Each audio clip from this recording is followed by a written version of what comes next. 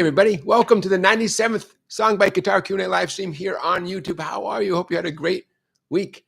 The sun came out here in small town Connecticut, and that's a good sign. We'll take it. We've had some rainy weather. I hope you had a great week. I hope you had a chance to play the guitar. Settle in, grab a capo, because you're going to need a capo for our virtual play along coming up in a little bit. I'm going to teach you a lesson you never forget. In fact, I'm going to teach you a couple lessons you'll never forget. I'm here, though, for your questions. Go ahead and put a question in the chat. Put some question marks in advance so I know the question is aimed at me. In between your questions, a few things to talk about. We have a countdown for the next Spinal Tap movie. Very important. We have a poll question up and running. We'll get to that in a second. Soil Bioacoustics. You heard that right. Soil, S-O-I-L, soil bioacoustics. We're going to talk about that. Dirt, that dirty sound. What else? Ruthie Foster got a Grammy and posted a sweet video of unboxing the Grammy. I want to share that link with you. What else? Little tough love. I got a little tough love coming from me to you. No big deal, but some people, it's going to help them to hear this. Segment we call Who's in Town? A segment we call Should I Sell Out?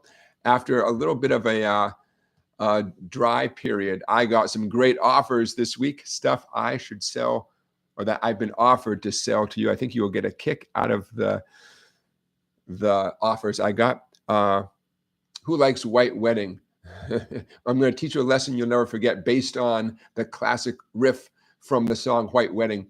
My wife, if you're watching, I Googled White Wedding tab to make sure I was going to teach the lesson right. And all this wedding stuff popped up. So in case for some reason you see on my computer all this wedding stuff, now you know why. I was kind of surprised. I thought White Wedding tab, it's pretty obvious what I'm looking for. Oh, man. I was flooded with wedding stuff. Very exciting. But anyways, I wanted my wife to know that's why it's on my computer. She says, good to know. Music Fan is one of our moderators. Her name is In Blue. Music Fan 1004. Who else is here? Matt. Hello, Matt. Hello, Scott. Hello, William. Hello, Randy. Rock Lobster. Joseph. Joseph checking in from Oklahoma. Randy from Colorado. William, I know you are in Texas. Hey, you guys. Thanks for being here. So let's get right into it. I know I have the microphone in the shot, but you know what? I'm going to keep it right there because I don't mind having the microphone in the shot when everything else is set up so great. I don't know. I'm not gonna mess with it. It's got a good angle. Everything looks good. All right, so let's get right into it. Tell you what, let's do the White Wedding riff right now. For those of you who are right here at the beginning of the live stream, number 97, let's get right into the White Wedding riff. What you need is a B minor chord. The number one reason that we are going to do this riff as part of our live stream today, the number one reason I would use this song as a guitar teacher is because it forces you to get good at the B minor chord. Okay, here it comes. If your screen goes black for a moment, do not fear. I'm going to make this a little bit easier to read. Okay, how about that? All right, so for those of you who just love 80s rock and roll and good guitar playing, there's the White Wedding riff. For those of you who are not great at the B minor chord, but really want to make sure that you can nail it because you know how important a chord it is, now's your chance. Okay, I'm going to stop talking for a second and just do my pale imitation of the great Steve Stevens White Wedding riff, and it sounds like...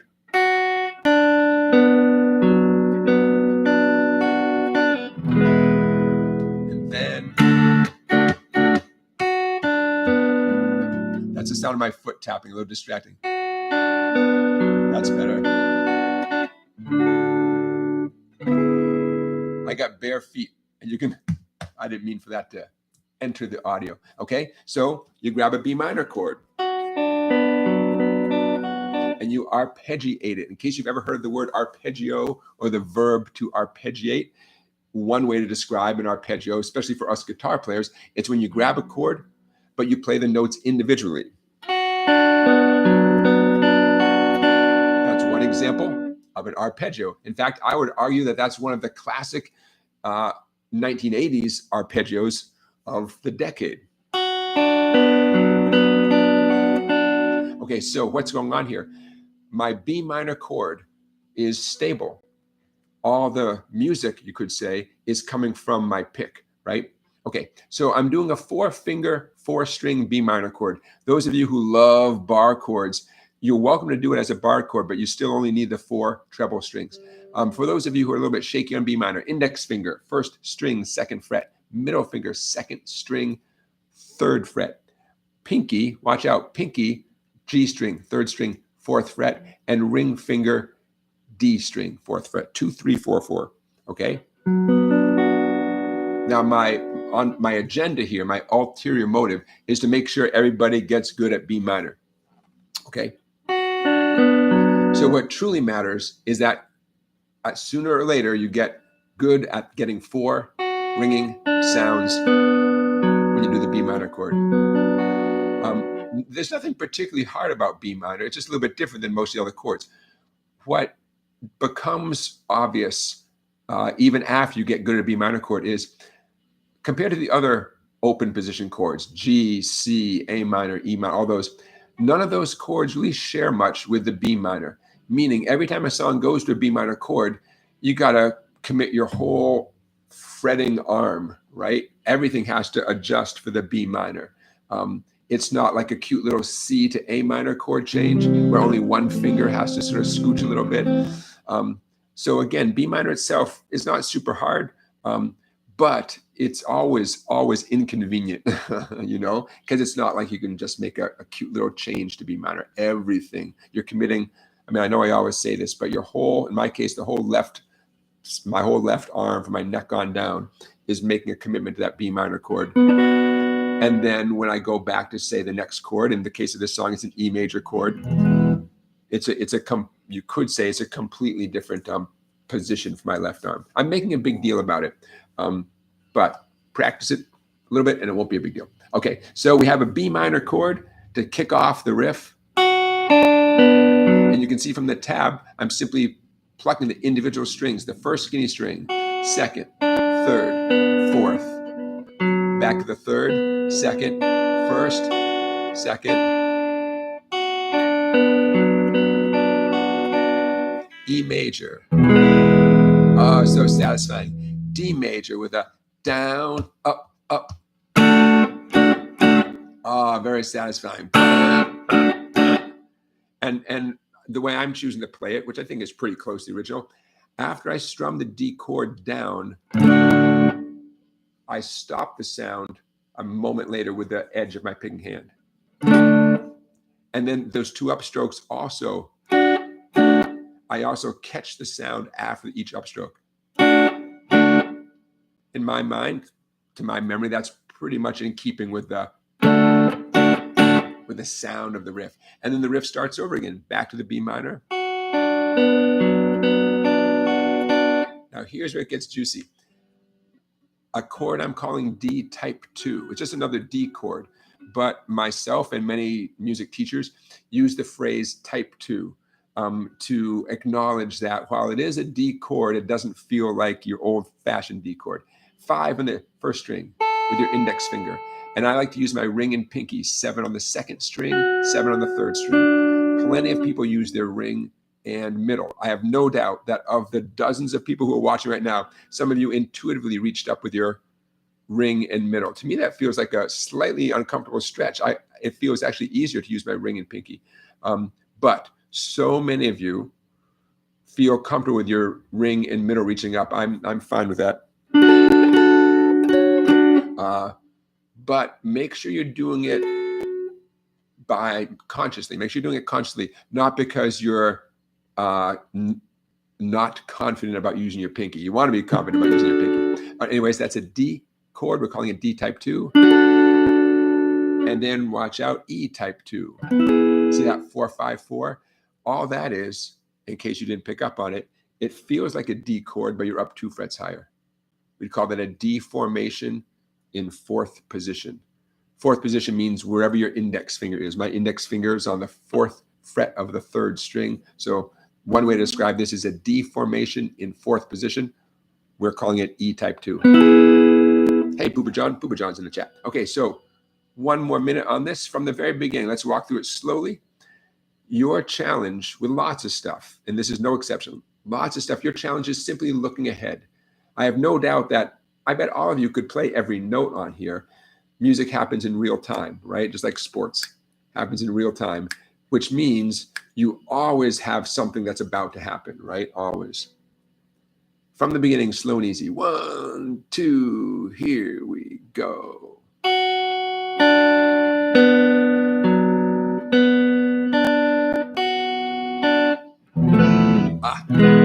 2, 3, here's the D. B minor again.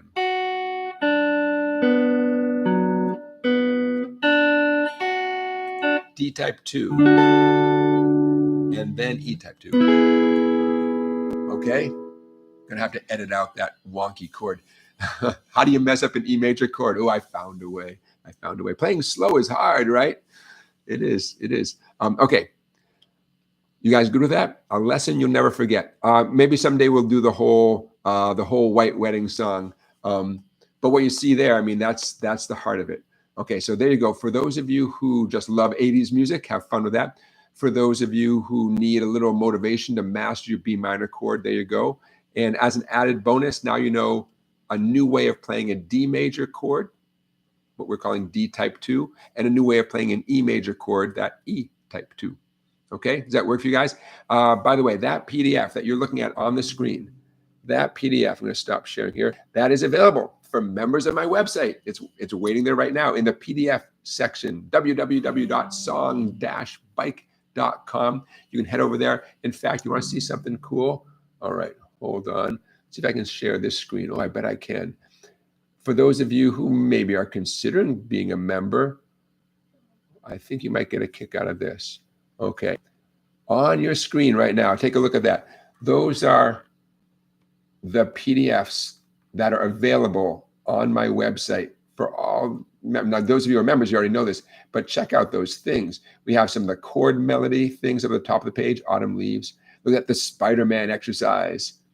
Lots of stuff. Oh, look at all these are all PDFs. I keep adding to this list. Look at all that stuff. Holy cow.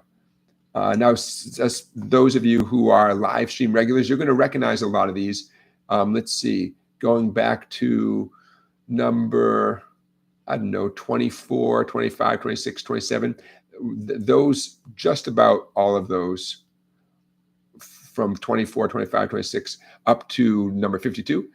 Those are all ones that are here, reflect something that we've done in our live stream, you know? So there you go. Hey, StickMD Reed, Eric from Florida. Hey, Eric. Thank you for joining the chat. Wingo is in the chat. Booba John is in the chat. Hey, you guys. Thank you for joining. Okay, we have a poll question up and running, by the way. The poll question, now, this is a little bit different than our typical poll questions.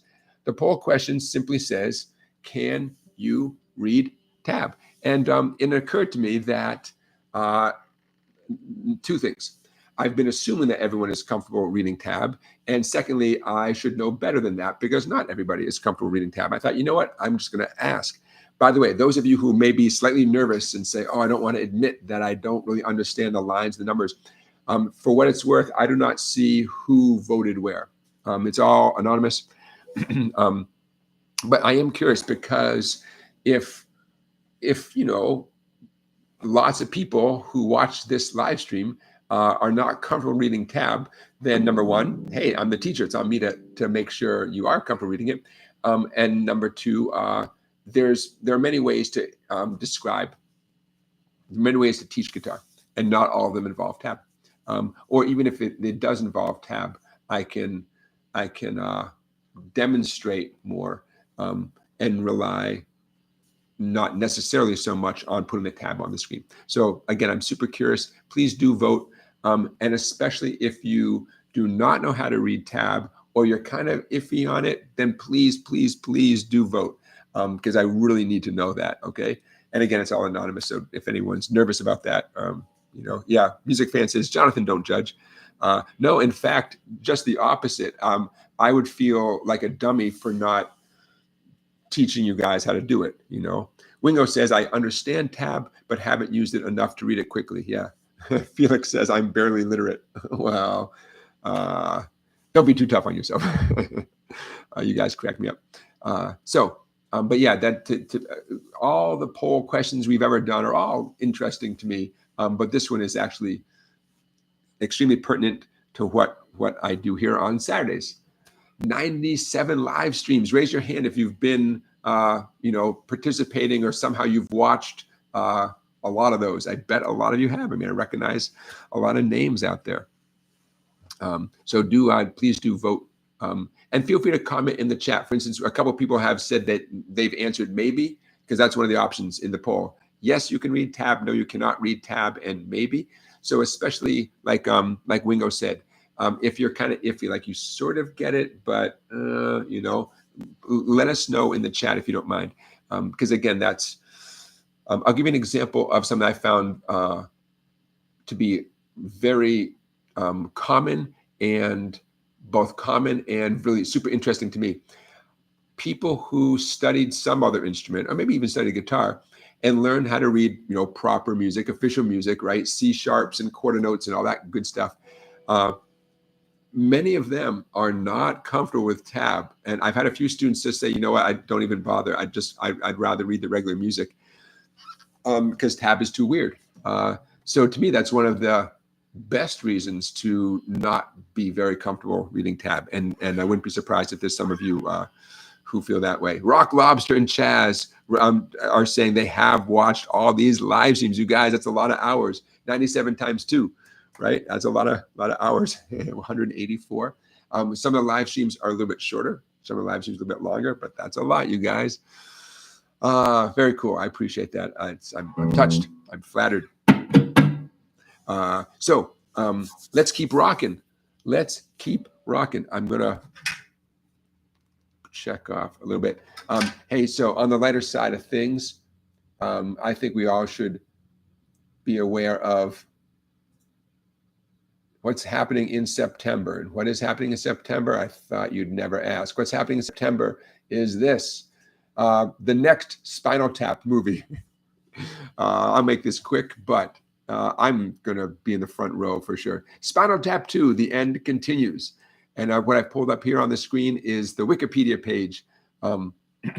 Now, many of you may be fans of Spinal Tap, but here's something. By the way, September 12th is the release date here in the US. But I'm going to scroll down here. Look at who's going to be in that. See that with my cursor? The guest stars appearing as themselves include, see that? Paul McCartney, Elton John, Garth Brooks, Questlove, Trisha Yearwood, Chad Smith, and Lars Ulrich are going to be in this movie. I'm just reading from the Wikipedia page. Filming began a year ago, March of 2024 in New Orleans. Oh boy, some returning favorites: Fran Drescher, Paul Schaefer. It's going to be great. Of course, Christopher Guest, Michael McKean, Harry Shearer, Rob Reiner. I'm looking forward to it. So there you go. Now you know what I know about the next Spinal Tap movie. Could it be the last one? Oh, I hope not, but there you go. You might remember last week, 2 weeks ago, I was super happy that the free blues guide that I give away on my website, the free blues guide, was flying off the shelves, so to speak, which is great, but something was weird about it. And so I did a little research, and now I think I know what's going on. There's my website. You can see it on the screen right there, right? And if you scroll down my website just a little bit, there it is right there. The SongBike Blues Guide. I hope you guys all have that because it's free. It's so free. It's just you put in your email address and it gets emailed to you right away. Well, here's why it's relevant. Here's what I'm getting at. The amount of free ones that people were getting, it like quadrupled, quintupled. And I thought, wait a minute, it happened like overnight. And the email addresses look legit, but the names are all like garbled gibberish. So I reached out to smart people, and they said there's probably like a hacker kind of thing. Hacking attempts were being attempted on my poor little website. And they were doing it through this free ebook. I don't know. So I had to do a double, what do they call it? When you don't, once you sign up for something for free, it makes you you have to do one more step, a double security thing. Yeah.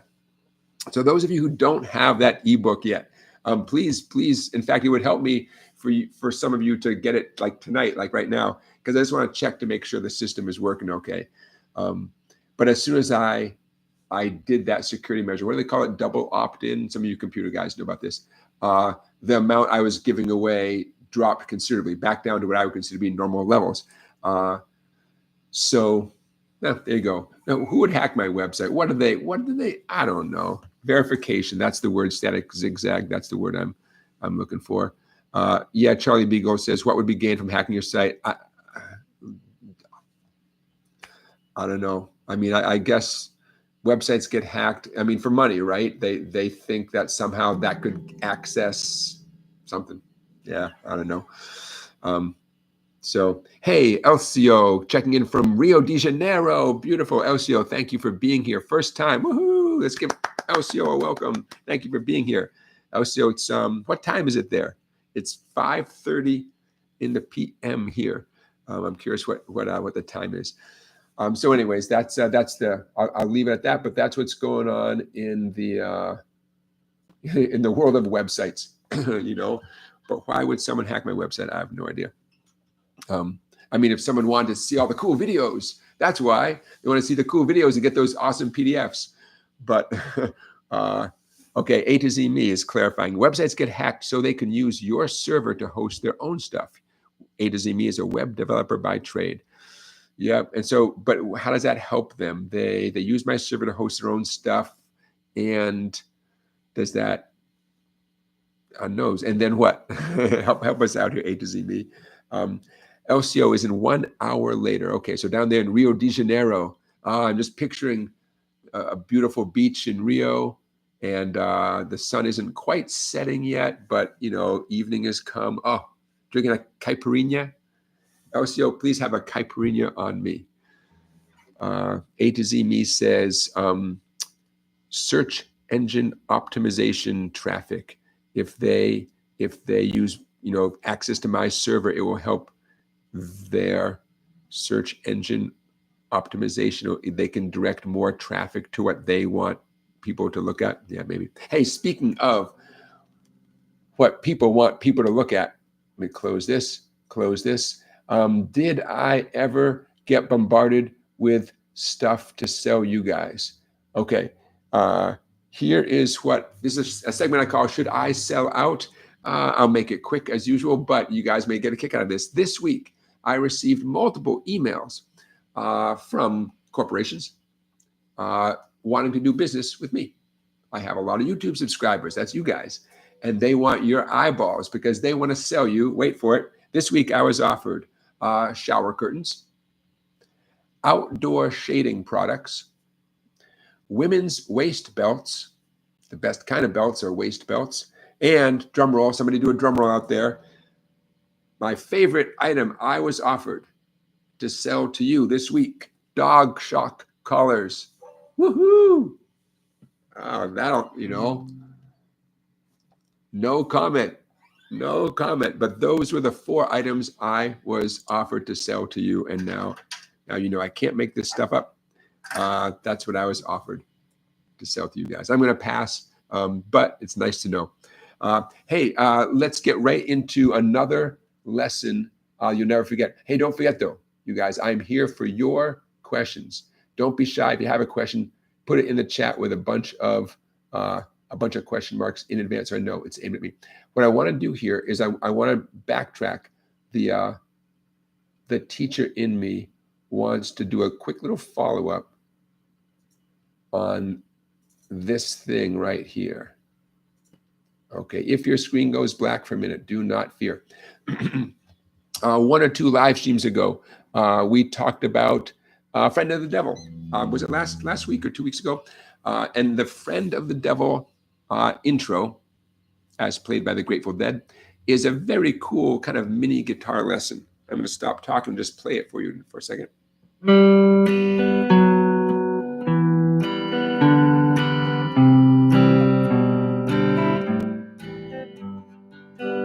A nice descending G major scale with chord strums in between to fill out the sound. It's a beautiful thing. What am I looking at down here? My black curtain always makes me crazy. Okay, so the reason I want to do a quick follow-up on this is this is the new improved version of the tab. And again, this is, especially this new version is definitely available in the PDF section of my website. What did I change? I did not change the first line. The first line still has the first 4 notes of a descending G major scale, followed by a little light down up on the open 2nd and 3rd and 4th strings.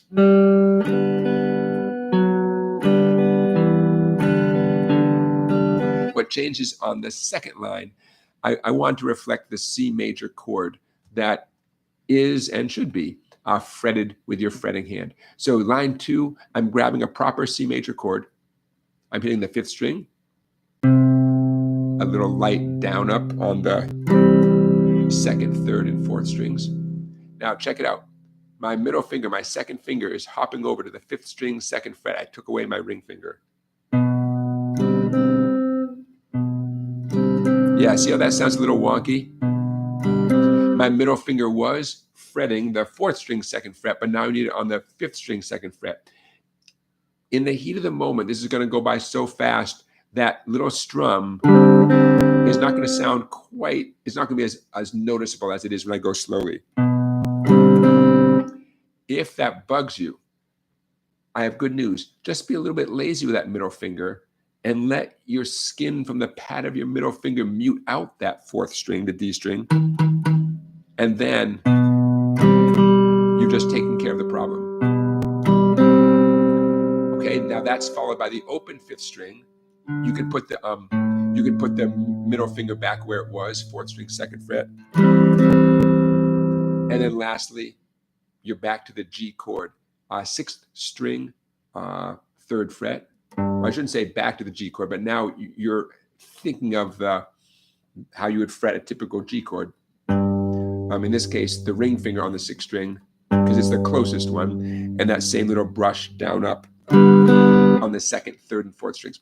So it's the 2nd line that I'm changing from the first time I showed you guys. This type of playing allows you to avoid fretting a complete chord at times. For example, the way that just ended, I only grabbed the 6th string, 3rd fret. I didn't commit anything else to be an official G chord. I just my 6th string, 3rd fret, my ring finger, and then I did my little down up on the open strings. This is not because you should be lazy and not get good at a G chord. This is not. It's for no other reason than efficiency. As you know, songs can go by pretty fast.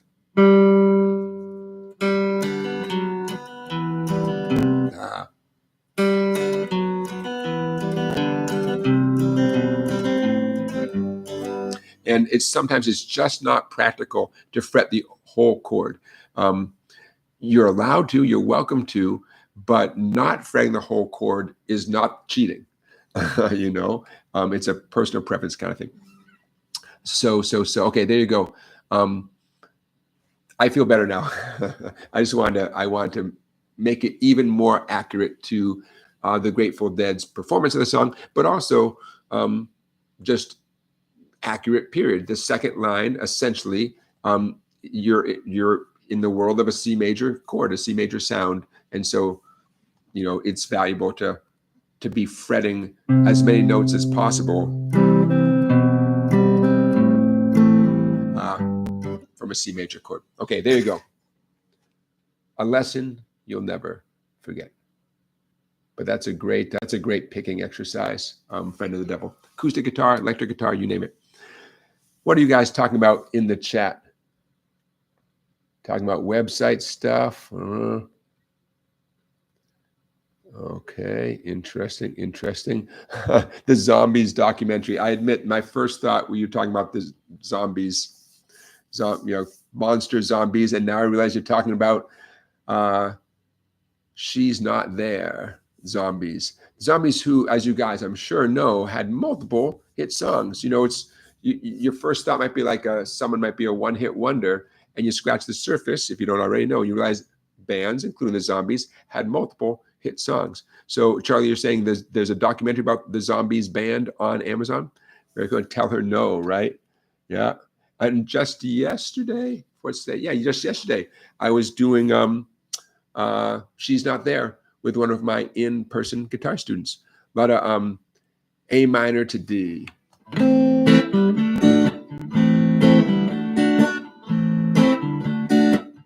mean, that's the heart of She's Not There by the Zombies, as you may know. A lot of A minor to D major. If that sounds a little bit like Evil Ways is that same chord progression, a whole step down. Evil Ways by Santana, G minor to C, a whole step down from She's Not There by the Zombies, A minor to D.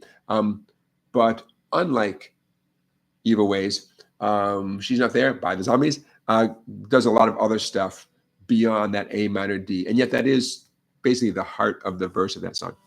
Scott Rhodes says the Zombies did one of the greatest albums ever. And Charlie's saying that there's a Fresh Air interview with Colin Blunstone from the Zombies. I have to admit, I don't know the personnel of the Zombies. You guys are Zombies experts. LCO says he will have a caipirinha on me. I go for it, man. Someday I'll meet you and I'll buy you one. You buy me one. That sounds. I would love to. Zip off to Rio de Janeiro. Charlie says Colin was the singer of the Zombies. Very cool. Very cool. Yeah. All right, you guys. Hey, soil bioacoustics. What am I talking about? And how would I even know about this stuff? Songlines magazine. The new issue came, and there's a big interview with one of the world's foremost authorities on fungi. I bet he's a fungi. Merlin Sheldrake. So I'm reading this interview. He's also a very musical guy, and that's how he ended up in this music magazine. But I'm reading this interview with Merlin Sheldrake, and the topic of the sound of dirt came up, and that got my attention. In the description of this live stream, when it's all over, I will put links to the book Merlin Sheldrake wrote called where did I see that? Entangled Life, all about his research into fungi. And also he made a documentary a couple years ago called Fungi Web of Life. But let's get into the sound aspect. I'm reading you a quote from Songlines magazine. He was working with a man who is a field recordist, right? Someone who makes field recordings. In this case, literally out in the field.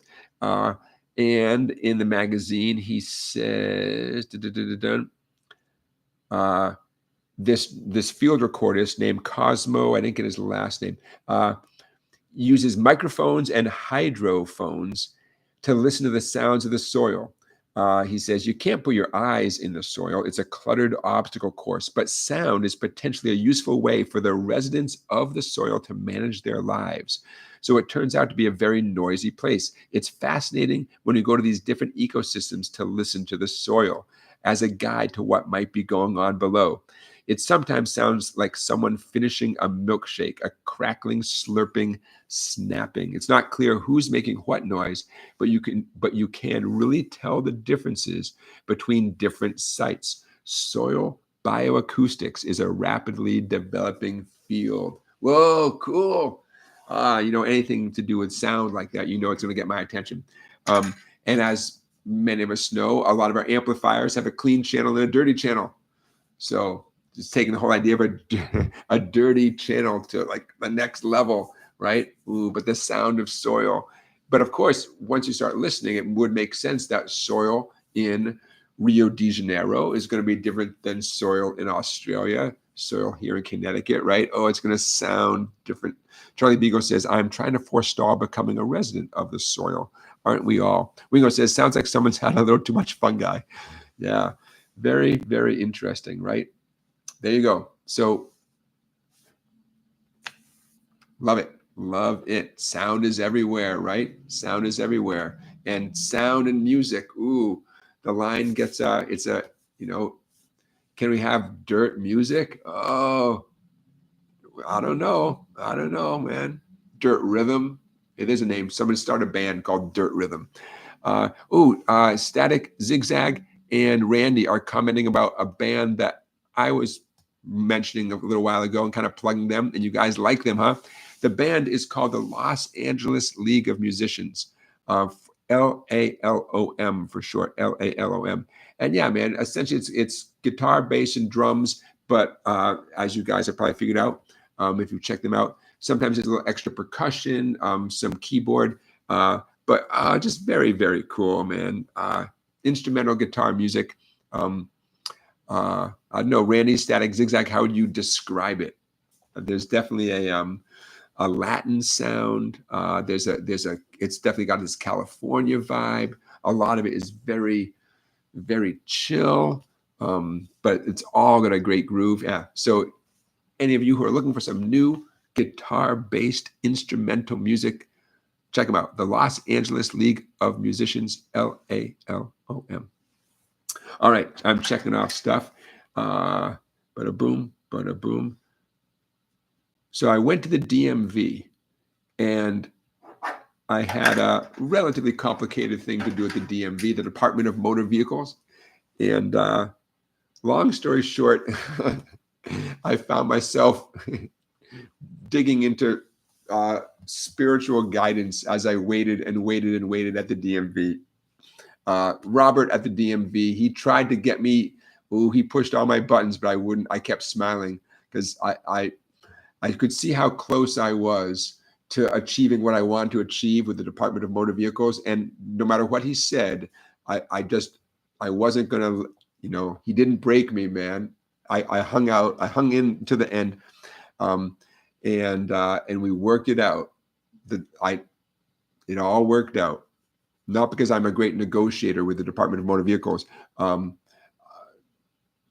don't know. I don't know why it all worked out. It all worked out despite his efforts to make it not work out. So why am I bringing this up? As I waited and waited in line, multiple attempts with Robert to get Robert to see things my way, I turned spiritual, and I opened up a page on my phone, app full of Buddhist quotes. And it worked. It worked. It kept my heart rate down. Why am I bringing this up? I'll tell you why. I liked all the quotes, but a couple of them, I thought, you know what? Those are some pretty cool quotes. And where are we here? And I thought I would share them with you guys because we're all on our own journeys. And let me see if I can share this.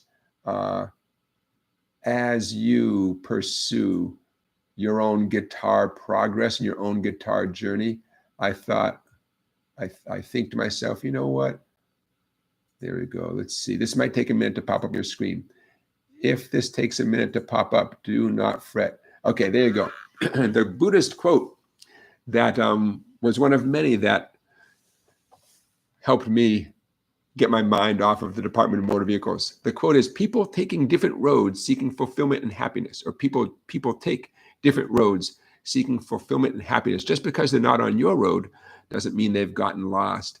And one of the things I thought is, there's dozens of you watching right now in the chat, and hundreds more are going to be watching next week or so. You guys all have different plans for your guitar playing and different goals. And at the moment we're all on this road right here, this live stream, right? But that quote seemed to be a good thing for me to remember, and for all of us to think about. Yeah, you're on your road, man, and you're finding success and defining success in a way that works for you. So I thought that was a helpful thing to think about, you know. And you're going to meet lots of people who do things differently than you on guitar. And hey, they're doing their thing, man. That's all right. And the other quote that got me through a dark time as I waited at the DMV. Okay, how about this one right here? This, and where are we here? That one, I think it's this one. No, I think it's this one. Okay, there you go. This quote. Okay, and this one I think is especially appropriate for those of us who are making whatever progress we can on our instrument. This quote is, "There are only two mistakes one can make along the road to truth, not going all the way and not starting." I know there's a lot of you who picked up the guitar a little bit later in life. You might have been in your 30s, 40s, 50s, 60s, 70s, 80s. At least you're doing it, right? The two mistakes, not going all the way and not starting. So at least you started it, right? You started it. All right. Now keep on going. Hey, Bruce is checking in from Sydney, Australia. You know, so those are a couple of the quotes that got me through, and I thought they might be nice for us to talk about here in our live stream. We'll close this down. Okay. Not going all the way and not starting. Hey, here's a little tough love. Although this is not the toughest love of the love I'm going to share with you guys, or that I have shared with you guys. This is more of a clarification. Lots of my adult students have a misconception, and it's easy to clarify. A measure of music, a box of music, right, with a little thin vertical line on each side, a measure, right? Those can vary in size. When they vary in size, you know, one could be, you know, 1/2 inch, another could be 3 inches long, right? Here's the tough love. When they vary in size, it doesn't mean what you think it might mean. It doesn't necessarily mean anything. Typically, if a measure is 3 inches long, it's because there's a lot of notes in there, you know? And when a measure is much shorter, it's because there are fewer notes. And I'm going to pull something up here because why not? And again, I wouldn't make a big deal about this, except it comes up a lot in conversations. Can I do this with White Wedding? I probably can. I'm going to put White Wedding back up on the screen here.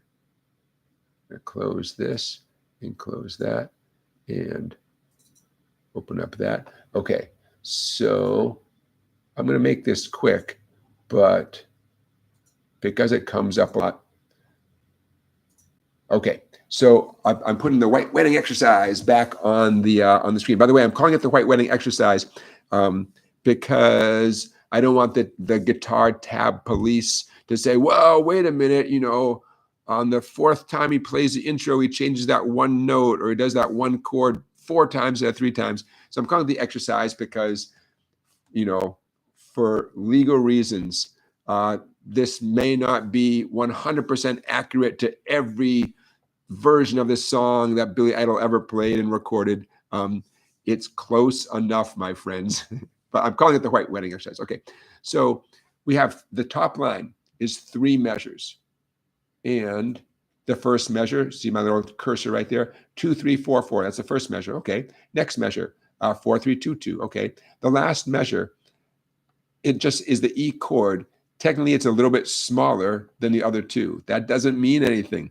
It means there's only one thing happening, so I could make the measure smaller in size. That's all. Okay, you guys okay with that? I know this. Some of you are like, this never concerned you whatsoever, but it comes up often enough with my adult students that I just want to take 1 minute and say, hey, the exact size of the measure is not communicating anything that you need to worry about. It's more like what happens in the measure is what you need to think about. Okay. Hey, Johnny Blackmore, thank you for checking in. Yep. Johnny, I like your attitude. Johnny says, I've always played guitar for myself. I was never great at theory, just enjoyed playing. And you know what? That's a great attitude. It really is. Whether you're talking about music theory or reading music, analyzing music, it's nothing wrong with that. It's great. It's almost certainly using a different part of your brain. And it's simply another way to, keep doing your deep dive into music. But number one, if you enjoy what you're doing, keep doing it. There's so many approaches, right? There's so many ways to get satisfaction. I was thinking recently how one thing that I try to do is to facilitate a student getting into the world of music. I don't just mean like you buy a guitar and take some lessons, but I mean really, like, hey, let's have a jam session. Let's, have the teacher go, and the guitar student answer back,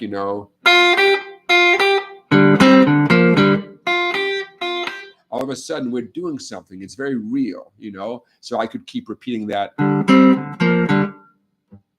riff, and the student could essentially be the response, right? I'm the call, and the student, they could respond, right? Okay, so to be like allowed in, you knock at the door and say, hey, I always want to play the guitar, and if I can be the person to open that door and say, oh, dude, come on in. We've been waiting for you. Come on in. Let's do something. Let's have some fun, like right now. Let's not analyze it to death. Let's have some fun right now. Then we can always, along the way, we can always talk about, why something sounds the way it does. Why does something sound bluesy, or, reading music or any of that stuff. But I like that. The whole, opening a door, holding a door open for someone is another good metaphor. Oh, quick little segue, but I'm going to connect it back with the idea of teaching, or the idea of holding a door open for someone, or opening a door for someone, inviting them in. You might remember that I was having a terrible problem, a very first world problem here in my new location on the Boston Post Road in small town Connecticut. My existing printer was not connecting to my new Wi-Fi. I know it's a first world problem, but it was messing with my ability to teach because I couldn't print. I tried everything and couldn't figure anything out. So I called a smart person, my friend who knows how to fix these things, and it took him an hour, but he figured it out. Okay, but here's where it connects with this whole idea of teaching somebody, or including someone, getting someone involved.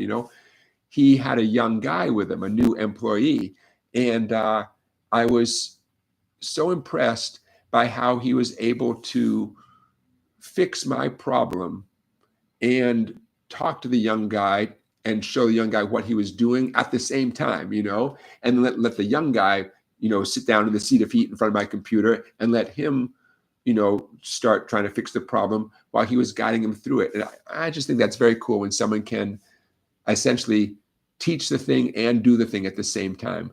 And I like to think on a good day, I'm capable of doing those things as well. Very cool. So Johnny, I'm reacting to your comment in the chat. I was like, hey, if you're playing guitar for yourself and you just enjoy playing, how great is that? That's great. And then you can decide what goes, where you want to go from there. Johnny says, I've played by ear mostly because I never had the patience to learn the theory. Yeah. Maybe ADHD, he says. Yeah. Now you think, he says, you Americans just seem to have the mojo and built-in musical ability. I don't know. But I appreciate where you're coming from. The idea of individuals or cultures being more musical, to me, I mean, it's a fascinating idea.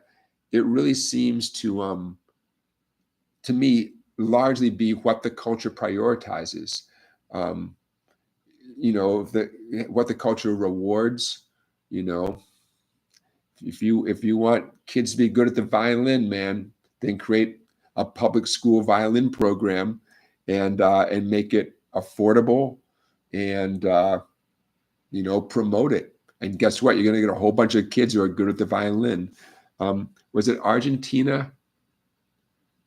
I believe it's Argentina that prioritized classical music education and performing, and is just cranking out the world-class classical musicians. If it's not Argentina, I apologize, but I think it is. I don't know. People are musical, you know, most people are musical, but not, as you guys know, not everybody gets the support at a young age. Not everybody gets the opportunity at a young age, right? A lot of distractions out there. It's not cheap, right? Your kid wants to play the trumpet. It's not, you know, it's not free, that's for sure, at least not here in the US. But every culture is so different. All right. Hey, let's, that's as good a segue as any. Let's get into our play along song of the week. Do you have a capo? Get a capo. And the reason why I would like you to use a capo is for me. Here's why. The song we're about to do, the song itself doesn't use a capo, but for me to sing it, I would like to sing it with a capo on the 4th fret. So go ahead and grab a capo, put it on your 4th fret. The song of the night, our virtual play along song. Here it comes. You guys know I get a kick out of not saying the name because it makes it just a little bit harder for the bots to you know, demonetize my live stream. There you go. From Mick and Keith. You guys sit tight. I was playing this song with my acoustic guitar, you know, to get warmed up for tonight's show, and just felt so good banging this out on acoustic. So I'm going to switch over to my acoustic guitar.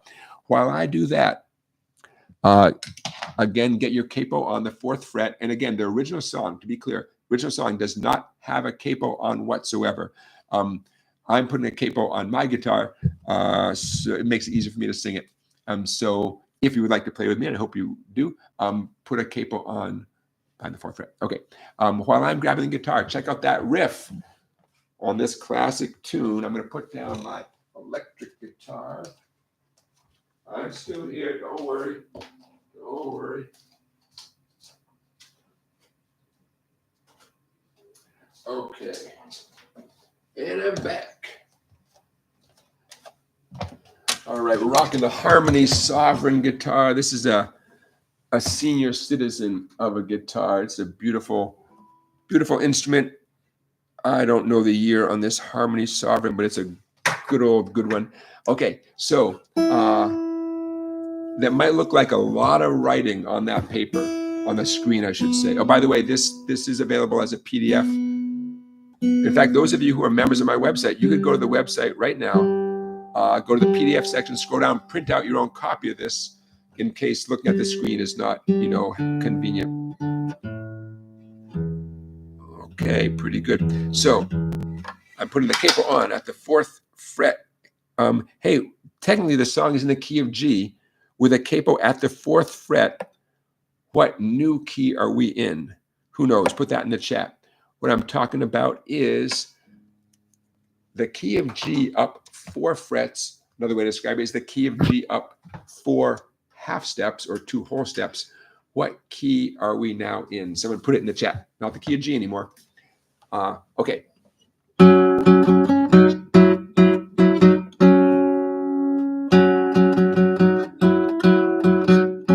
So that is the riff.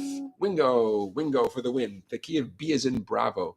So you could say, I'm about to sing the song in the key of B, but thanks to the capo, we're playing some pretty nice chords, right? Some pretty user-friendly chords, G, B minor, and C, and there's a D7 that pops up. Okay. Johnny says, you had a Harmony Sovereign guitar as well? Yeah. The Harmony name has been around for a long time, and they still are around, I believe. And sometimes the quality, depending on the decade or whatever, that's, you know, a lot of inexpensive guitars made very fast, but this is one of the good ones. Okay, so my friends, the number one reason I would teach this guitar as a lesson is the song as a lesson is it's a combination of the riff, which is a shuffle pattern based on the D, open D string, and good old regular chords. So you got your G and your B minor and your C, right? It's so cool when a song allows you to do both, not just chord strumming, not just shuffle patterns, but both, right? So the riff you see at the top of the page, those slash marks are my crude way of telling you where there's a little empty space, a little gap, right? So you strum that first 0-2. Technically, it's a D power chord. D is in delta. You strum that one time, you wait. You strum the next sequence, you wait. Here's the 5 on top of the 0, you wait. 5 on top of the 0, you wait. Here's the 5-4, pause. If you kind of know this song, kind of know the chorus of the song, let's spend the night together. I highly encourage you to do this by ear and ignore those slash marks. If you know how the song goes, it's how it goes. So that riff right there, some of you, it's going to be easy. Some of you, you've never done anything like that before. I recommend using your index finger on the 2s, your ring finger on the 4. You don't have to keep the index finger pressing down, but you get bonus points if you do, and your pinky on the 5. There's no logical reason to not use your index, ring, pinky, ring, index. All right. So some of you, I know some of you are trying to work your middle finger in there somewhere. I don't recommend it. Just index, ring, and pinky, 2s, 4s, and 5s. Okay. So that very first 0-2 at the beginning of the riff, I often put that in to fill in the space. So when we do this, you're going to hear me putting that first downstroke in. By the way, I'm pretty much doing all downstrokes. I am doing all downstrokes. Every once in a while, I'll omit that first downstroke because it's the remaining notes that fit the actual lyric. Let's spend the night together. Okay, just in case some of you have eagle eyes and eagle ears and you're like, wait a minute, sometimes he hits that first one, sometimes he doesn't. That riff is actually a piano riff. The piano is so loud and clear doing that riff. I'm not sure there's a guitar doing that riff. We're going to do it because it sounds so good when we do it. And it's kind of easy, right? But full disclosure, it's the piano that's really carrying this tune. This is not actually a guitar tune. It's a piano-driven tune, piano, bass, and drums. There's guitar in there, but it's just not, it's a tune that is driven by the piano. Okay, so all through the tune, when you see the word riff or riff times 3, that's what I'm talking about, right? Riff times 3 would mean do that riff 3 times. Sometimes you only do the riff 1 time, but that riff keeps showing up. The heart of this song, or the skill that you absolutely cannot live without, is your ability to do a G chord, a B minor chord. We'll talk more about B minor in a minute. And then right into the riff. Okay, that's your #1 challenge beyond just the riff itself. Strumming a G chord, strumming a B minor chord, however you want to do B minor, we'll talk about it, and then going right into the riff, and then on to whatever is next. Very often it's some other chord that happens next, okay? So as a teacher, of course, I hope you get so good at this that you can crank up the song and play along with it. But in terms of using this as an educational tool, I'd be so thrilled if any and all of you got good at G to B minor to the riff, maybe just over and over again. Look at the bottom of the page, the outro of the song. Actually, that is the outro of the song. G, B minor, the riff, and just repeat it over and over and over again, and it fades out. You know, that is, without a doubt, that is the absolute heart of the song, you know? Okay, so let's talk about the B minor chord. Hey, Barry's in the chat. Hey, Barry. I'll show you how you're going to see me doing it, and then I'll show you another option. I love arching over my index finger and putting all my pressure on the 5th string, 2nd fret. That's the note B. Despite how it might look, I know I'm kind of a thumbnail on the corner of your screen. I'm not doing a proper bar. If you want to do it as a bar chord, you're welcome to. I do not do it that way. I don't like bar chords. So I arch over and put all my pressure on the 5th string. That's the A string, 2nd fret. My middle ring and pinky are where they typically would be for B minor chord. Middle finger, 2nd finger, 2nd string, 3rd fret. Pinky, 3rd string, 4th fret. Ring finger, 4th string, 4th fret. I'm going to give you a couple options. If this is a weird feeling for you to arch over and fret the 5th string, 2nd fret, you could just fret the 1st string, 2nd fret.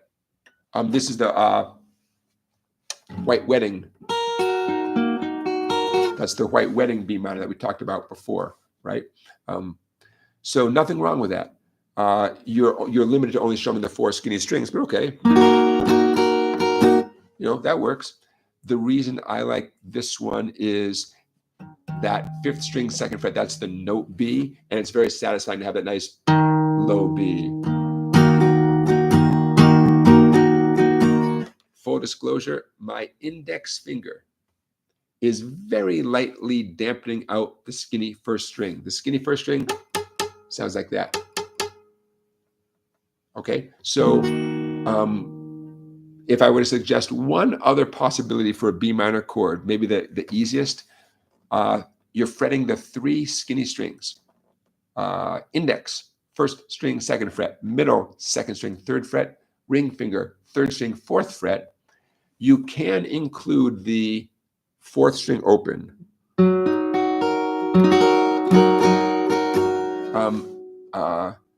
So, hey, Johnny, thanks for being here in here. I know it's late there. Thanks for watching, Johnny. Why is this potentially easier? Because it's only 3 fingers, you know.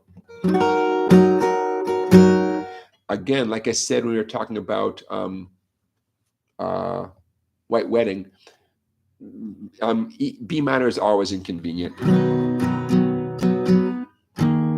I mean, maybe, okay, check this out. If you did G with your first 3 fingers, the way a lot of you, this is like sort of the default G for a lot of you. Middle finger, 6th string, index finger, 5th string, ring finger, skinny 1st string, 3rd fret, right? B minor is the very next chord. Guess what? Your pointer finger is already on that note B, the way I'm telling you I'm going to do the B minor. So that is kind of convenient. G with the first 3 fingers, index finger stays down, you kind of rotate the other fingers into the rest of the B minor chord. You could do that.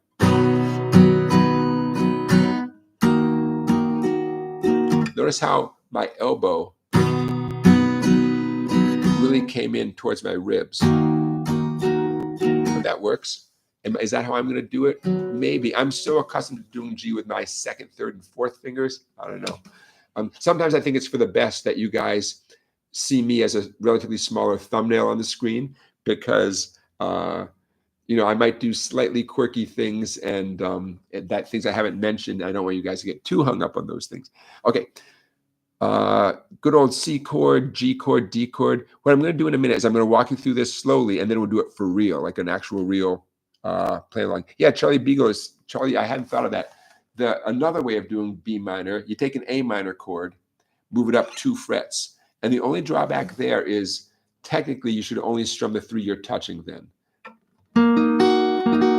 Everyone know what he's talking about? An A minor chord up 2 frets. But technically then you can't strum the 2 bass strings or the first skinny each C string. But I mean, that is a B minor. Bottom line is you have to get there relatively quickly from the G chord. So, you know, but again, that's one reason we're doing this. We're going to get you good at B minor, right? You know, and we can either sit here and just talk about B minor, or we can present you with a famous tune that pushes you to do a B minor chord. Okay. Let's talk about the strum pattern. See at the bottom of the page, suggested strum pattern. To the best of my ability, I'm going to do that strum pattern. Down, down, up, down, down, down, up, down. I'm sure there are going to be moments where I do a variation on that in the heat of the moment, but that strum pattern works.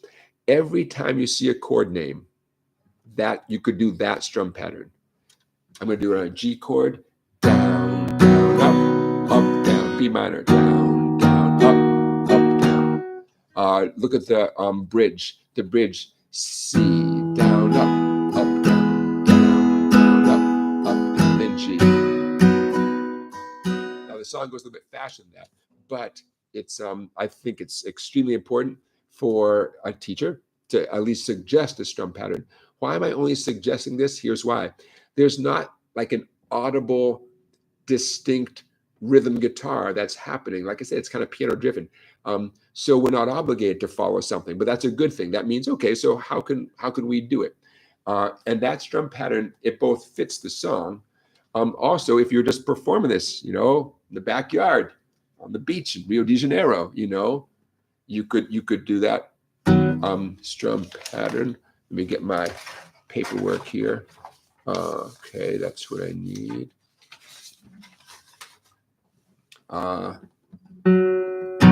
Don't you worry about what's on your mind, oh my. Hear that strum pattern worked? G, B minor, and then into the riff. Okay, so that's a strum pattern I would suggest. It's one that a lot of you I know can already do. Are there other possible ways to strum this song? Totally. In fact, I might even start doing that as the song progresses. But I want to set you up for success. Okay. So now let's walk through the tune slowly before we do it for real. So the intro, you do the riff 3 times. That's once, right? You do it 3 times. Here comes the G chord, B minor. Here's the riff. And then the words kick in, the verse, right? G again, B minor again, the riff. G, B minor, riff. C twice, G, D. See all that written out right there? Every one of those chords, I encourage you to do a down, down, up, down. There's 2 C's in a row. That means you're going to go down, down, up, down on the first C, and the same thing on the second C, right? Okay. The chorus, the riff happens 3 times in the chorus. That's when they're saying the words, right? Let's spend the night together. Now I need you more than ever. Let's spend the night together now. Da, da, da, da, da, da, da, da, da, da, da, da. Okay, see the verse, the next verse down? I just wrote, I feel so strong. I only wrote that there to keep you oriented. When you hear those lyrics, that's how you know you're at the second verse.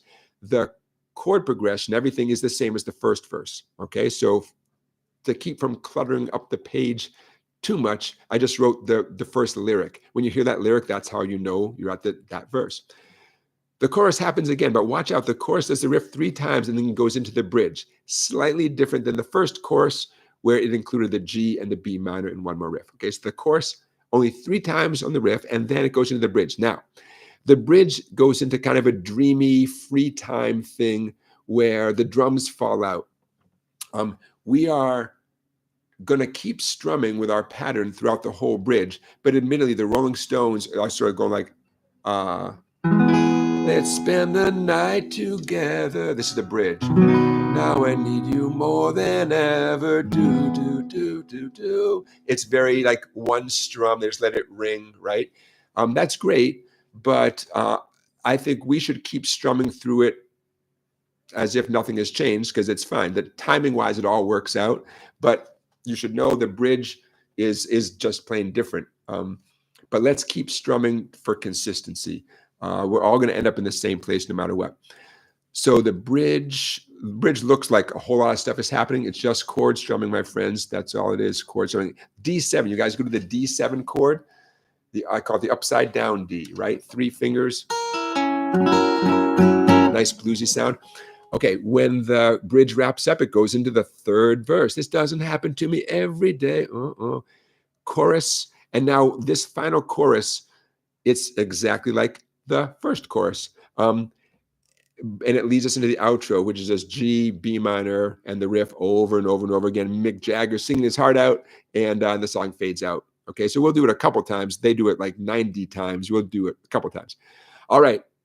Thank you for your patience. I'm going to wet my whistle. Questions, comments? I had a bottle of water. Well, I'm going to wing it, man. I remember pouring the water. I just don't remember what I did with it afterwards. Rock and roll, man. Who needs water? Okay, so what do you guys think? Let's just do it. Let's do it. Capo at the 4th fret. I'll say it one more time. The Rolling Stones are not capoed up. It's just that this key works better for my voice. And I appreciate your patience. All right, let's do it. We're going to go a little bit slower than the Rolling Stones, because why not, right? This is all preparation for the big show. Okay, I will see you on the other side. 1, 2, intro, go. Da, da, da, da. Ba, ba, ba, ba, ba, ba, ba, ba, ba. Ba, ba, ba, ba, ba, ba, ba, ba, ba. La, la, la, la, la, la, la, la. Don't you worry about what's on your mind, oh my.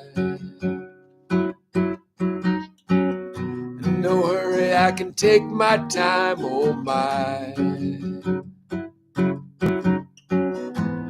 I'm going red, my tongue's getting tied,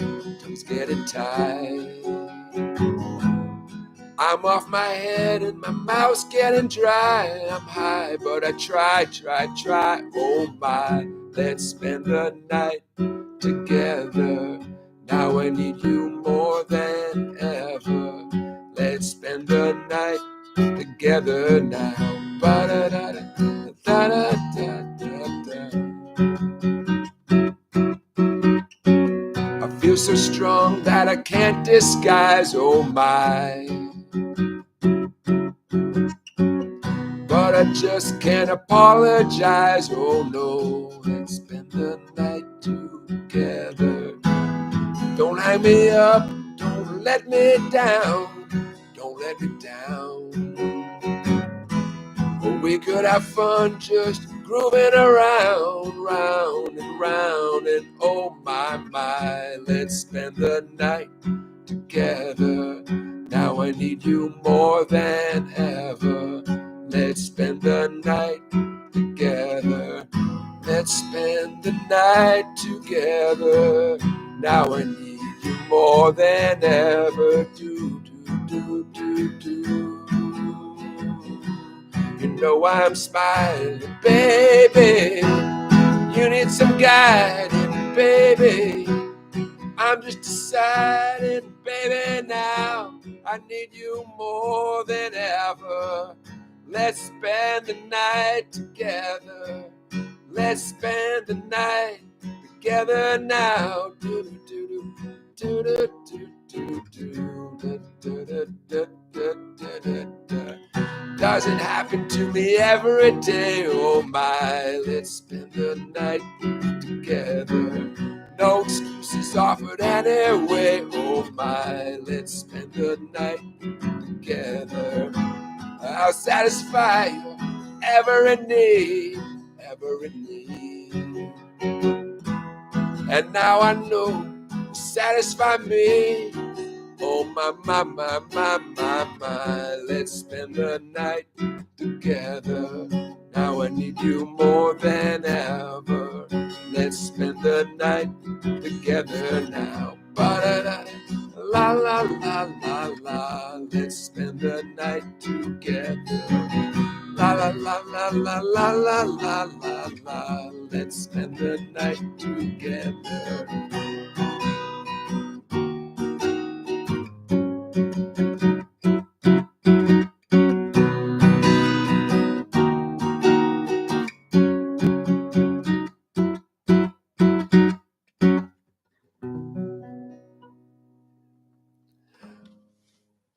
So I got a little faster towards the end, partly because, pushes you guys to go a little bit faster too, just in case some of you are getting a little too comfortable. Okay, let's get closer to the tempo of the real song.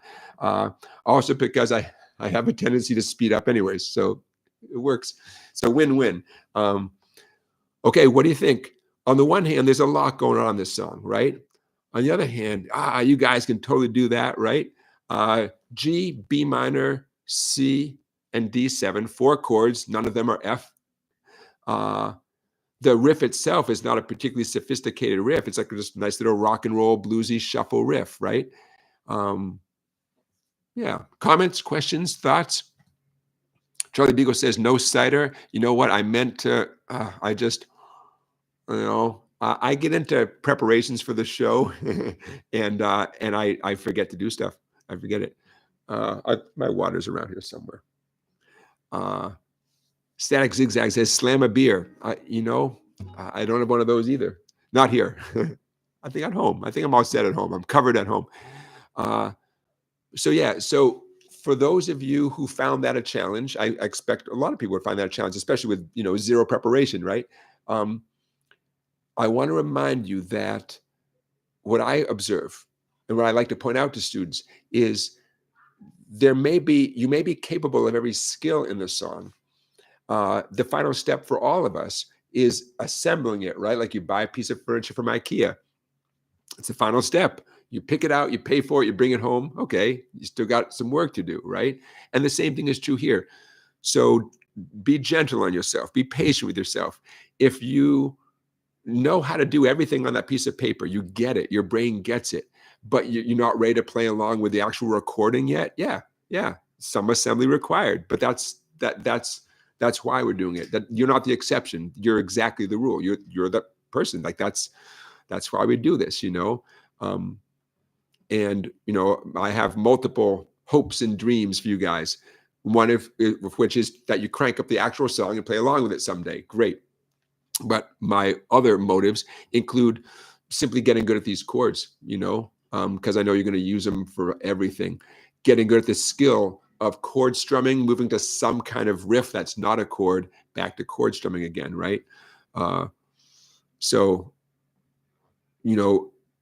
songs that we do every week, they make you a better guitar player, even if you don't get to the point where you're ready to perform them or to play along with the actual song.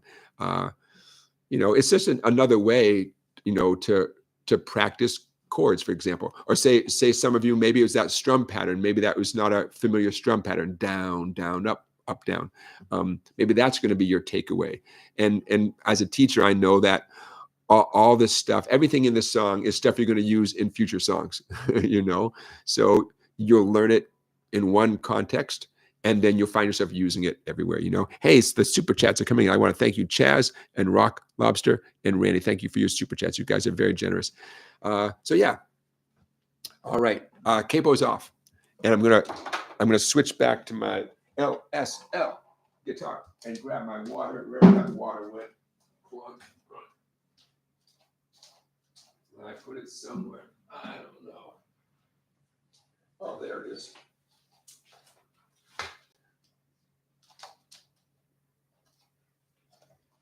All right, I'm back, and we're back. All right, I'm going to have the common decency to mute my volume while I drink.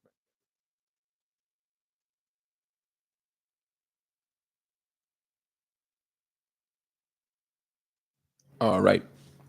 Oh, so I'm settling into my new location here. I moved a mile down the road. Oh, I'm so happy, you guys. Everything about the new location is great. Pizza restaurant, lots of very social here. People are coming and going. I see lots of stuff when I look out the window. Some nice sunlight coming in the window. Oh, the space is clean, bright. I know it looks like a black background behind me. Someday I'll give you a proper tour of the of my 400 square feet. Having that black background, you can imagine whatever you want, but I know it's 400 square feet. Very fun. Okay, you guys, I'm going to stop sharing that. What you're looking at on the screen there, of course, that exact document is available for you at the SongBike website, song-bike.com. You can become a member. While you're at that website, you can also buy yourself some ebooks. As good a time as any. Oh, by the way, someone, Hal, I don't know if you're there. Someone ordered a copy of this book, and I'll be mailing out a copy to him on Monday. If any of you were thinking about buying this book, do me a favor, buy it now so I can make one trip to the post office on Monday.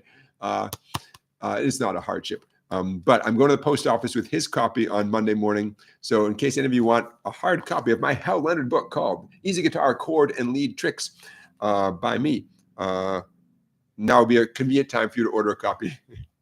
But other stuff that you can get that is available for immediate download. Oh man, the first book I ever wrote, the DCG Trick.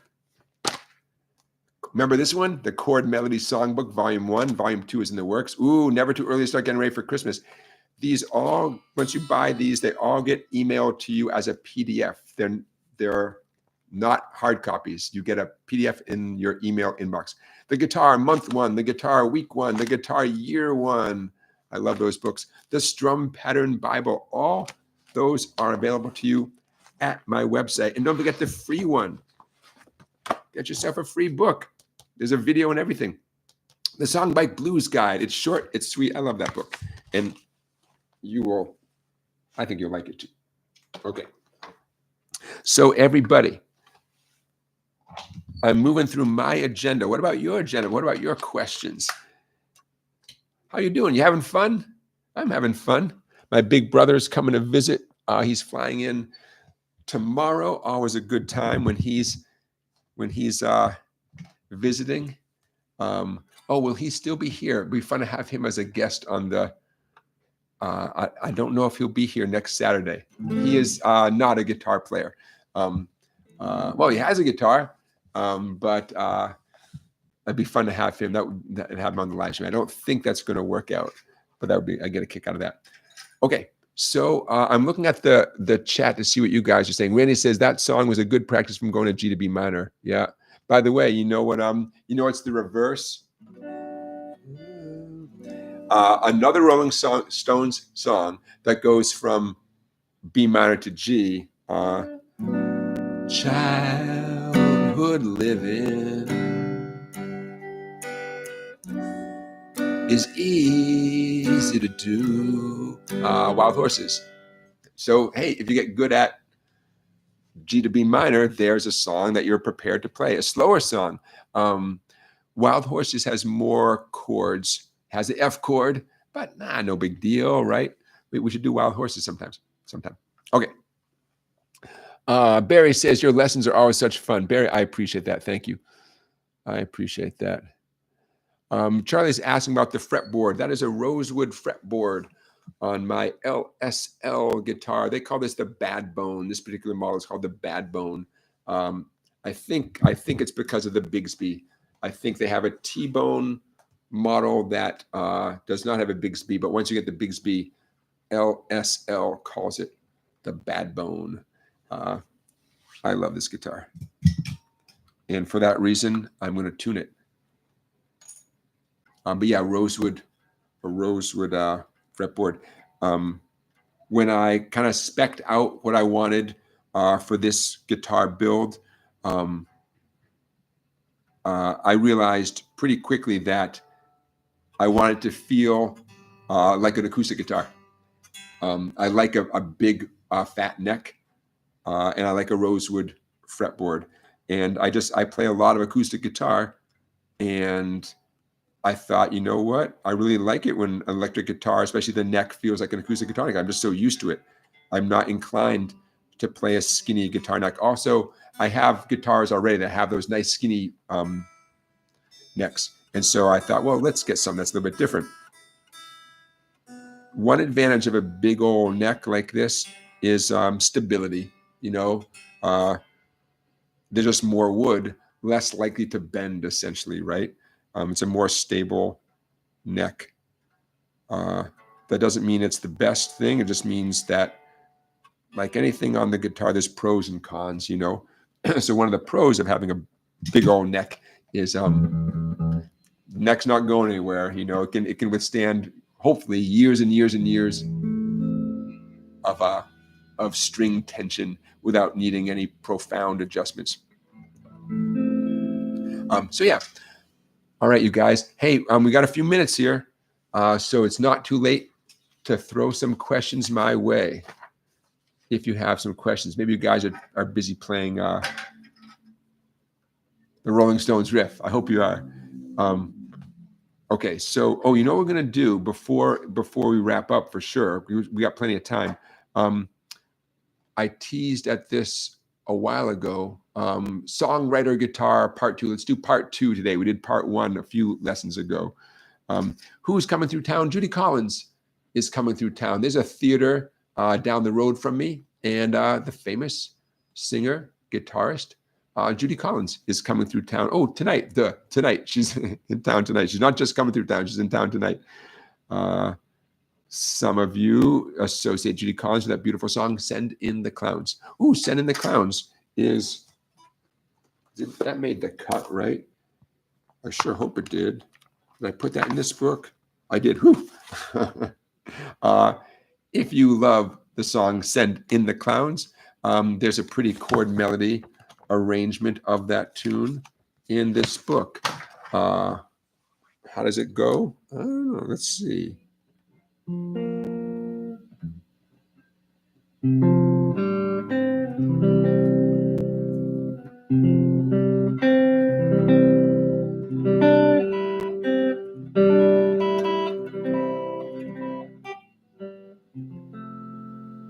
Such a beautiful melody, right? You can do that. Page 54. I know a bunch of you guys have this book already. A chord melody arrangement. There are how many in this book? 30 chord melody arrangements. And just a quick reminder, what does that mean, a chord melody arrangement? It means instead of simply playing the melody, which would be fine, there are multiple moments when you support the melody with a chord strum, or you support the melody with harmony notes, either in the shape of a familiar chord like a C chord, or maybe just a couple notes, like the very first thing I did. That's only 2 notes, 2 strings.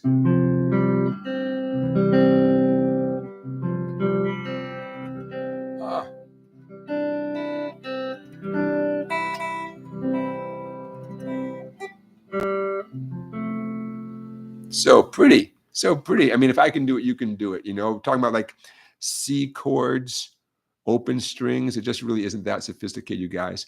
You got to practice it. Go slowly. Have a nice light touch. Barry, this book, and it's available at my website. That's my smiling face. The SongBike Chord-Melody Songbook Vol.1. And it gets, once you buy it, it gets delivered to your email inbox immediately as a PDF. And I know you guys have heard me say this too many times. You don't get the book in the mail, but you're welcome to print it out. You can do whatever you want with it. It's yours.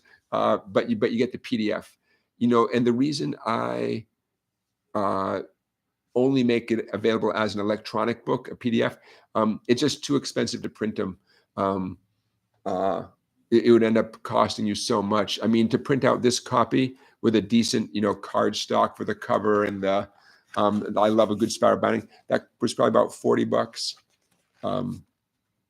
So for me to, I would either have to print, 1,000 at a time to get the price down, or, really skimp on the quality and then make a profit of, $2 or something. Just, but the PDF thing is so easy, and then you guys can print out. Listen, if you want a hard copy, you can, bring it to your local print kind of store, Staples, someplace like that, and then do whatever you want with it. Of course, you could print out, just copy like one song at a time, right? Just on your computer. I made the pages, the font, the numbers relatively large, and that's my way of saying thank you to you, because if anyone's going to spend their good hard-earned money on any instructional material, I want it to be as easy to read as possible. I over the years, I see how it makes a huge difference when things are just a little bit bigger. Because let's face it, we got enough work cut out for us without also having to squint and see the music, right?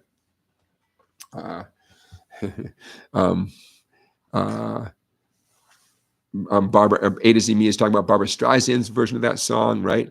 Matt Delahunt is saying, isn't it also a Crosby, Stills, Nash song? Do they do a version of it? They might. No, just a beautiful melody, right? Stephen Sondheim. Okay, love it. Love it. Anyways, so Judy Collins is in my town tonight, right now. In fact, her show is probably starting in about an hour or so. And I share that with you because if she's coming through my town, she's probably coming somewhere close to you. I hope she is. And I just like keeping you guys in the loop of who's out there. There's some other talented people coming through, later this month and throughout the summer. And that's a good segue. You know who's coming through that theater? I think it might not be till September. Good old Ruthie Foster.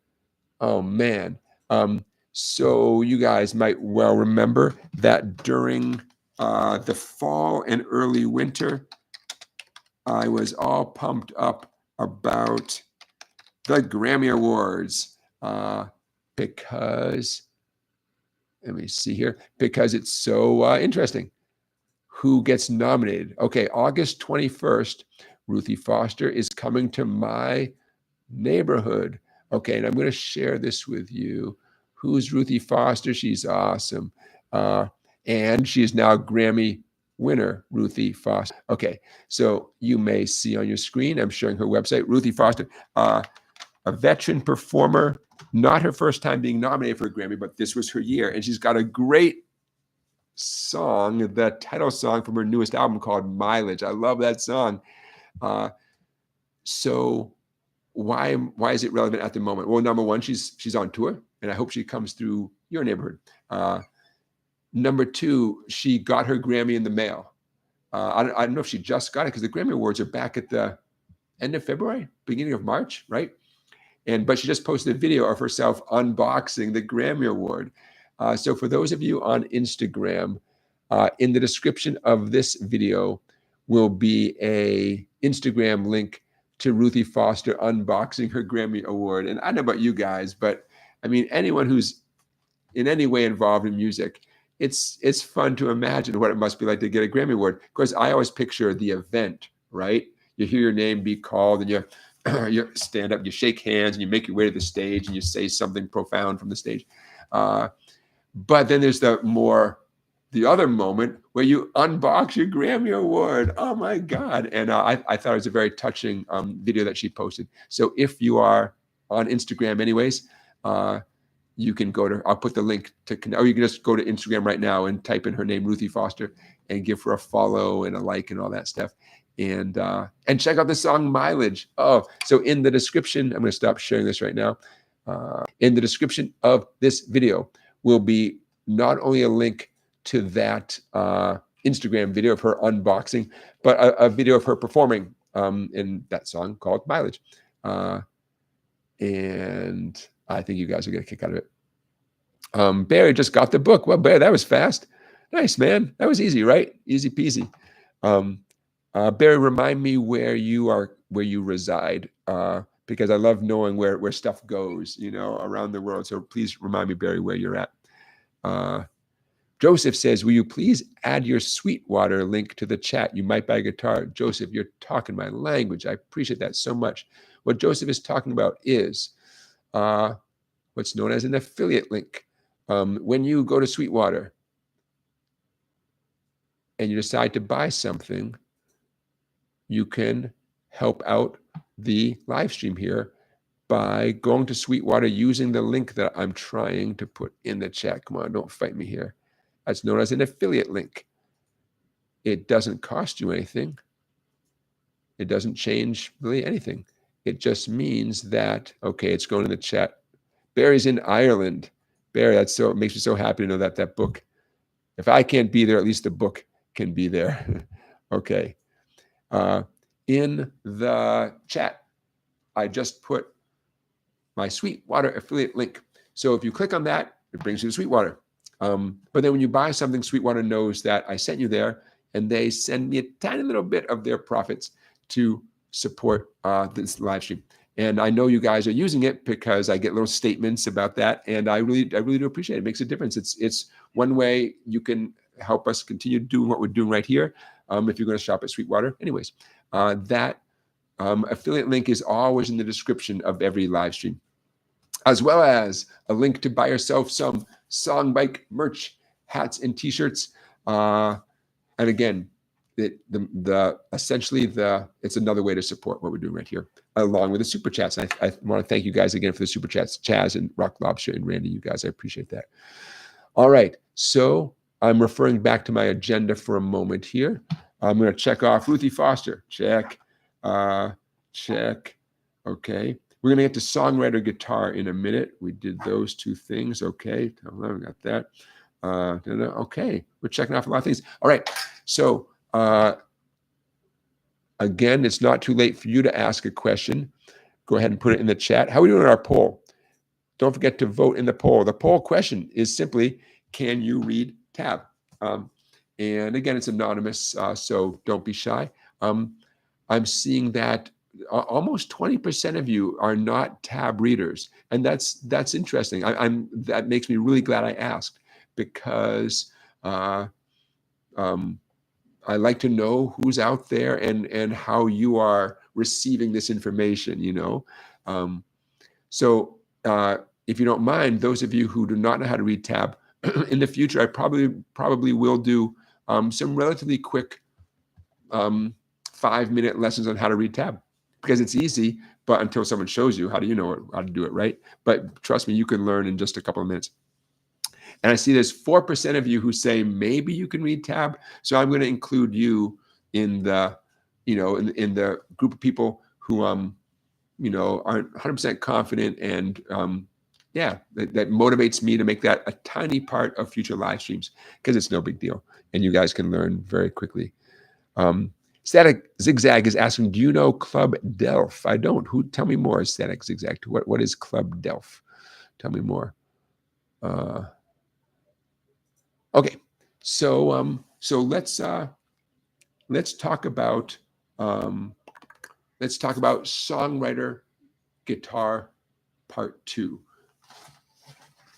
Part 1 involved chords. For those of you who are into writing songs, or those of you who enjoy playing songs, it's fun to try to walk in the shoes of the songwriter and say, oh, how did they get this idea? What were they thinking? How did they know that would sound good after that? How do those two things, how do they know those two things are going to work together?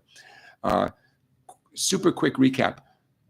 Songwriter guitar part 1, we discussed how all those basic chords, C, A minor, G, all those chords, songwriters will write songs using those chords, but they will embellish on those chords. And sometimes that involved, I'm using C as an example, playing a chord, but then letting go of a note. For the record, I'm playing a C major chord. Hold on here. Ooh, that's better. But now I'm doing C major without my index finger. Getting a new sound, right? I'm literally doing less work, but that could be the second chord of the song. The first chord could be C, and then the second chord could be C major 7, right? Just by lifting off. Or that's a common thing with any chord, to remove one finger but keep strumming. You get a lot of bang for your buck. Another songwriter thing is to add a finger that's not doing anything. Typically, that's the pinky. So I'm strumming my C chord. I'm going to add my pinky 2nd string, 3rd fret.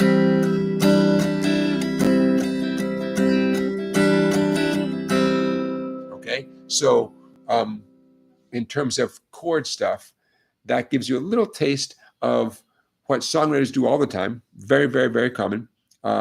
And something that you can start doing right away. What's easier than letting go of a string, right? Or what's easier than taking your pinky, which is not doing anything anyways, in a lot of chords, and adding it someplace to get a new sound, right? Extremely common. Okay, let's talk about strumming stuff. What songwriters, aspiring songwriters need is rhythmic patterns, right? You gotta get the song up and running, like a car going down the road. You gotta get it cruising. You gotta give it that momentum, right? That flow. You need a variety of rhythmic strum patterns, right? And there's so many, but there's certain common things that are guaranteed to sound good. So let's talk about your strumming for a minute. Your like a songwriter's viewpoint on strum patterns, right? It's very common for one pattern to essentially carry you through a whole song. At least that's a good way to start, you know? So with Let's Spend the Night Together, down, down, up, down. A lot of people come to me for maybe one of their first lessons, but they've already kind of come up with that strum pattern because there's something very, very natural about it. I bet many of you, we got a few dozen people watching right now, and many, many more are watching on Sunday, Monday, Tuesday, Wednesday. Hello. Hope all you guys are doing well. The more strum patterns you know, the better. And if this one is one that you're very familiar with, you've done it a million times, it might even be getting a little bit old. Yeah, then it's time to learn some more strum patterns.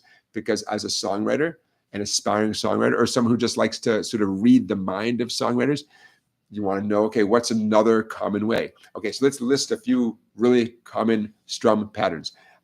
That first one, I'm just going to call that the casual folk strum. Down, down, up, down, down, down, up, down. Let's add some more to your toolbox. Boom chicka. I'm going to illustrate this with an E minor. Try a little bit louder here.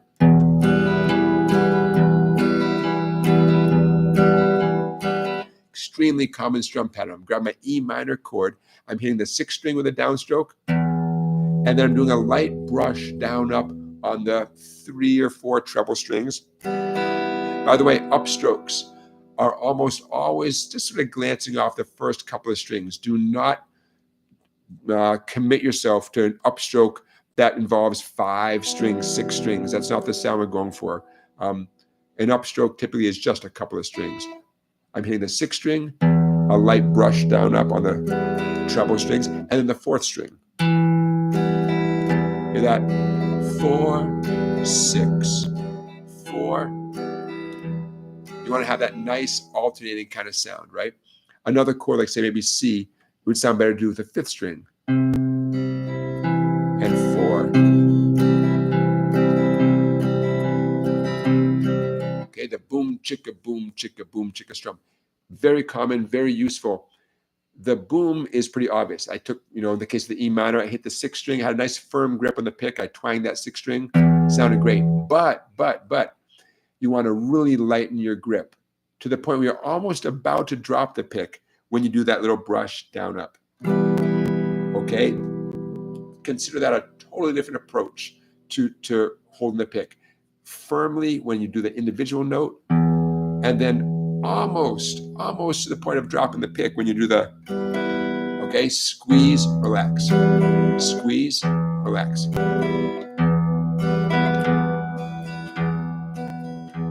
And that's why it sounds almost like 2 different guitar players, right? Okay. Another really common approach, steady, repetitive 8th notes. I'm going to do this on an E major chord. I'm doing a little bit of palm muting with the flesh on my picking hand resting lightly against the strings. In fact, I'm focusing on the fat strings. I'm doing an E major chord, but I'm really not. I'm only strumming maybe 3 fat strings.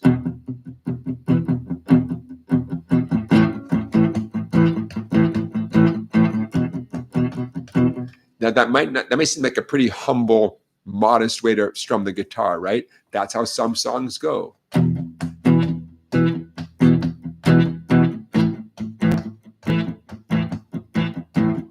Now the left hand, my fretting hand, is not doing anything special. I just changed from an E major to an A major. That's not what you are really hearing. What you're hearing that's distinctive is those very consistent, insistent downstrokes. You're hearing the muted sound where the flesh of my right hand is just barely touching the strings, but it's touching it enough, to get that sound. If I didn't do that, it would sound like this.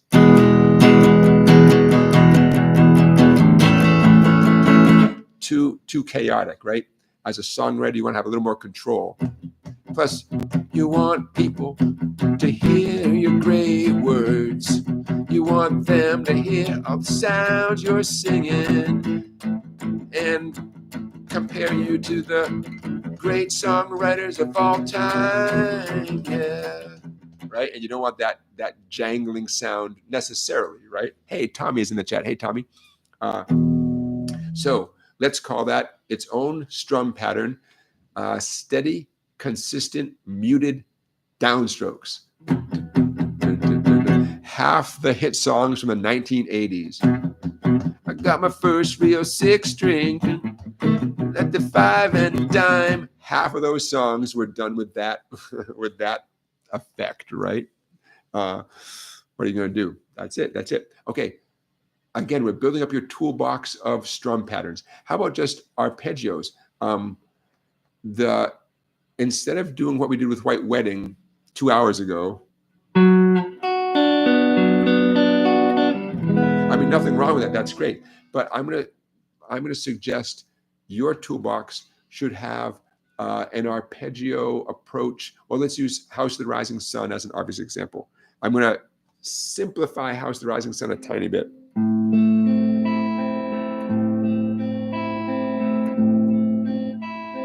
I've got my A minor chord.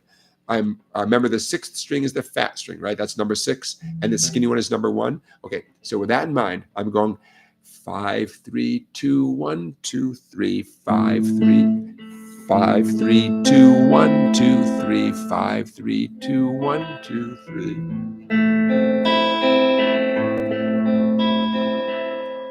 Basically, that's how House of the Rising Sun goes, right? So your ability to keep that going, even during chord changes, it's another tool in your toolbox. To tell you the truth, the more strum patterns you have available, the bigger variety of songs you're going to write, right? And they're not all going to sound the same. At least they have a fighting chance of not all sounding the same, because the rhythm is different for each one, right?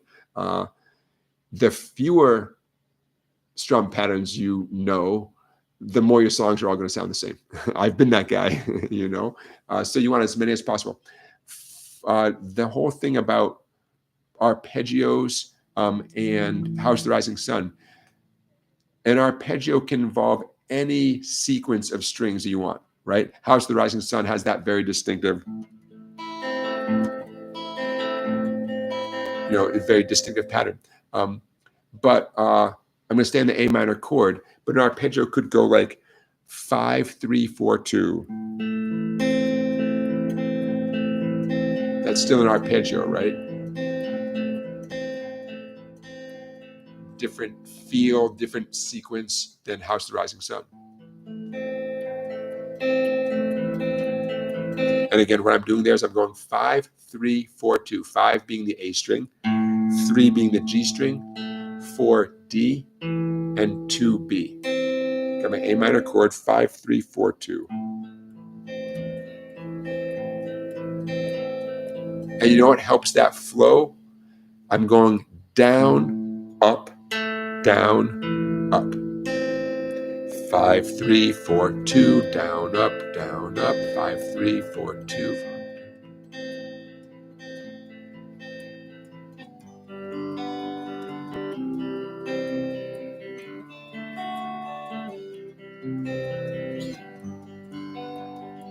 You change chords, and it sounds great, right? It sounds great. That pattern 5, 3, 4, 2. When I changed the G chord, I changed the pattern to 6, 3, 4, 2. At least I tried to.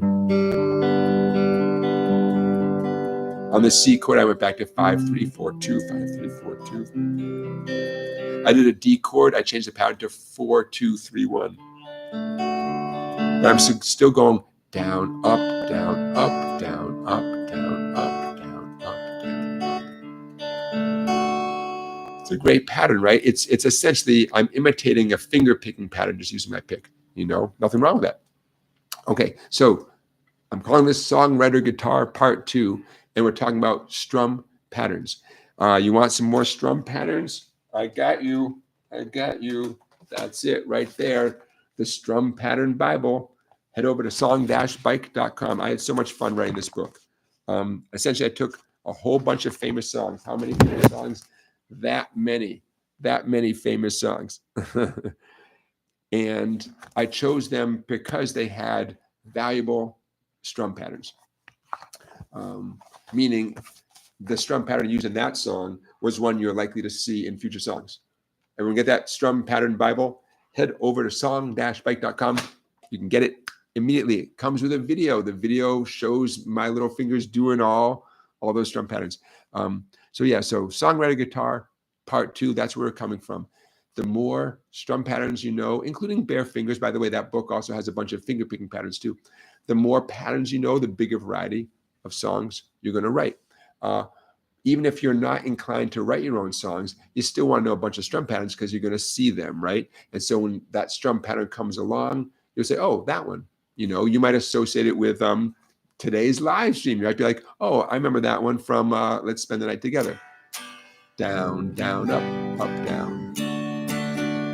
The ones I chose for the book, like I said, were ones that I felt really confident we would all see in multiple songs in the future. So there you go. All right. Hey, you guys, I see you're talking about reading tab. Wingo says some tab instruction would be great. Thank you in advance. Willie, I'm reading your comment. Yeah, Willie, when I say tab, yeah, Willie, you're encouraging me to clarify. You're making me think I should clarify. Tab is the lines and the numbers, right? But what we're not worried about, my question does not relate to what I'm calling proper music, that stuff up there, right? Where you have to know C sharps and B flats and A. All right. And we're back.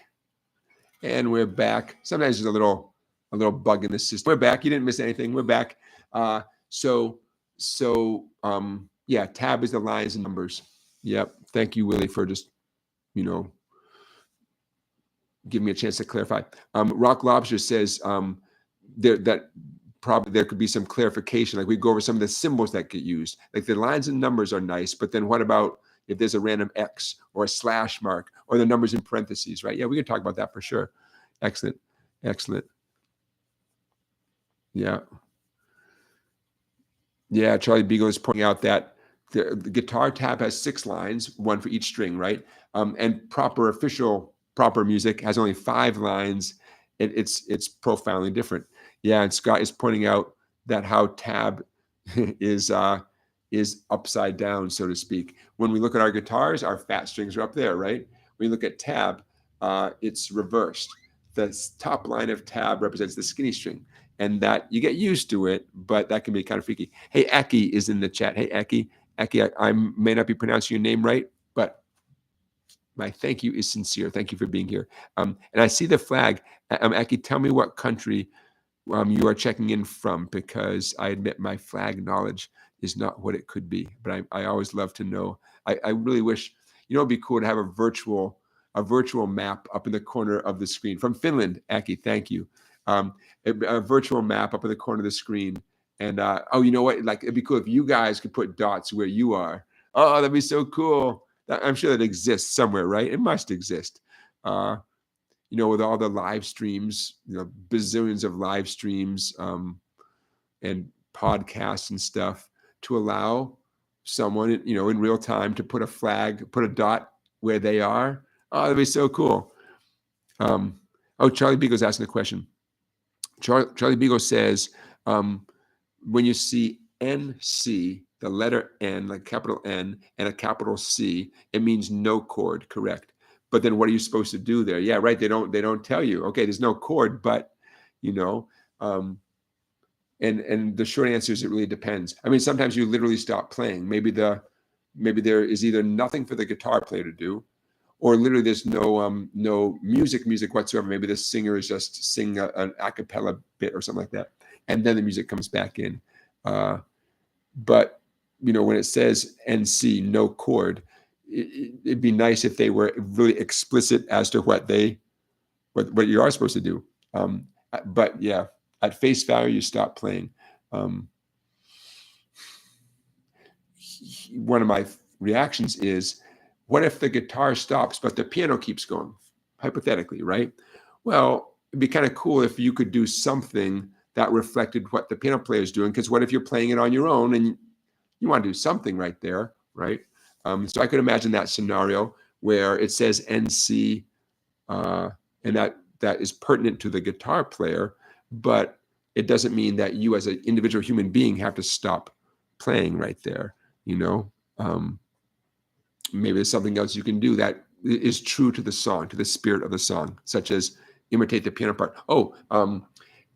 Like Brown Eyed Girl. Brown Eyed Girl has that little bass solo in the middle of the song. You know what I'm talking about in Brown Eyed Girl? The music, the guitar, the other instruments stop, but there's a little bass thing with the drums, I think, and then the next verse starts or whatever. So I could totally, I can almost picture it like it's right in front of me, that the guitar player would be told NC, no chord right there. And it's like a cool little bass figure. Well, it'd be kind of fun to learn that bass part, right? And then you could put that in, right? Willie Snyder says, it blows me away when my podcast charts in a country I haven't heard of. Whoa. Yeah, man. Shouldn't we know all the countries? We should, but you know what? I'm sure I'm guilty of the same thing. Or you hear a name and you think, oh yeah, that's, I guess I was thinking that was a city, but I guess it is also, I guess it's a country. And that's when you feel a little bit ignorant. Americans are not known for their geography knowledge. At least that's certainly not the stereotype of Americans, that's for sure. All right, you guys. Hey, you know what? I think we did what we set out to do. Did you have fun? Did you learn some stuff? I hope so. Quick review of what we did today. I don't know, it makes me feel good to do a quick review. We talked about White Wedding, the intro to White Wedding as an exercise. We did a quick follow-up on Friend of the Devil. All this will be timestamped. Tomorrow morning is when I timestamp all this stuff. Quick follow-up to the Friend of the Devil as an exercise. We just talked about Songwriter Guitar Part 2. We did our Song of the Week. Yeah, man.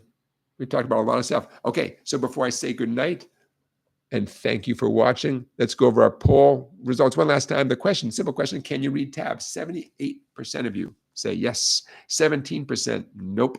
And 6% are kind of on the fence. Yeah. So, hey, man, that's almost 1/4 of you are just not 100% comfortable with tabs. So, yeah, let's do something about that, man. Let's do it. I'm game, man. That's, you know.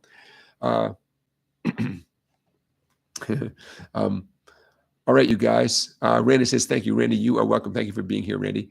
Okay, so from me to you, I wish you a great week this week. We have Memorial Day coming up next Monday, 9 days from now. Doesn't change our live stream, but it's Memorial Day weekend. A little bit of a different vibe, you know, a holiday weekend. A little bit changes the vibe. DAC Poet says, thank you, and you are welcome. So you guys, head over to song-bike.com, become a member, buy yourself some stuff, go to Sweetwater, buy yourself some stuff. In the description of this video is a link to get yourself a hat or t-shirt. I thank you in advance. Thank you for those of you who contributed super chats. Let's do this all again next Saturday. It'll be our 98th. Oh, and we just passed our 2-year anniversary. May 13 was our 2-year anniversary. Woo, we're 2 years old. Nice. Very fun. I wouldn't be doing it for 2 years if it weren't for you guys. So thank you. Thank you to our moderators as well. Music Fan 1004 and Beginner Guitar Lessons. Thank you for being our moderators. Let's keep going, man. We got to get to 100. I mean, you can't stop now, right? We got to get to 100. And I'm sure we'll do something fun on our 100th live stream. I don't know what yet, but we'll do something fun. We'll figure something out. Willie says, I always love showing off all the new songs I learn. Yeah, Willie, that's awesome. All right, so I'm going to say a few good nights to the names I see in the chat. I see Barry. I want to say good night to Barry, Willie, DAC Poet, Wingo, Randy, Charlie. Who else do I see in the chat? A to Z, me, Aki, Tommy, Scott, Rock Lobster, Wingo, Static Zigzag. I know I'm repeating a few names. Joseph, thank you for being here. Matt, thank you for being in the chat tonight. Those of you who are watching this afterwards, in theory, you guys have, if you're watching this live, did you see any ads? Because I did not monetize this live portion. So I'm kind of curious, did anybody see any ads? If you did see ads, that's YouTube doing it, not me. And if they're going to do it even without me, then it makes me think, well, maybe I should just put the ads back in. Those of you who are watching this after the fact, not live, yeah, you're going to see some ads. That's it, you know. And I see them too when I timestamp it. I have to deal with them as well. but you guys say no ads. All right, awesome, great, fantastic. That's how it should be. So that's my way of saying thank you to you. All right, you guys. I wish you a great week. I hope you have a chance to play. I hope springtime is definitely coming where you guys are. I hope it hasn't turned into summer too soon. I'll see you next week. We'll do this all again. My weekend begins now. Take care, everybody. Have a great week.